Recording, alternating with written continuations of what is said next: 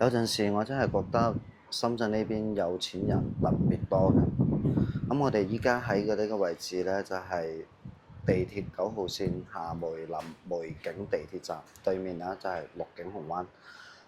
過咗北環之後呢，對面就係到香蜜湖啊、景田啦。咁依家睇緊嘅呢個呢，就係廣州中醫大學嘅附屬醫院。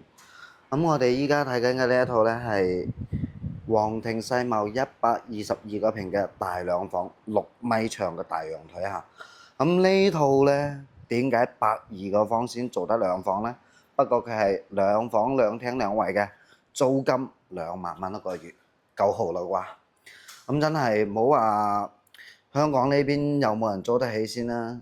我覺得呢，喺深圳租得起嘅人應該都唔多，但係我始終覺得就係呢個租金都有人租得起嘅話，都係深圳呢邊嘅有錢人更多咯。咁呢邊全屋嘅家私電器都裝好晒，帶中央空調，裝修真係非常靚仔嘅。入門口呢邊嘅餐廳同埋廚房呢啲基本上都全新，打理得非常之乾淨。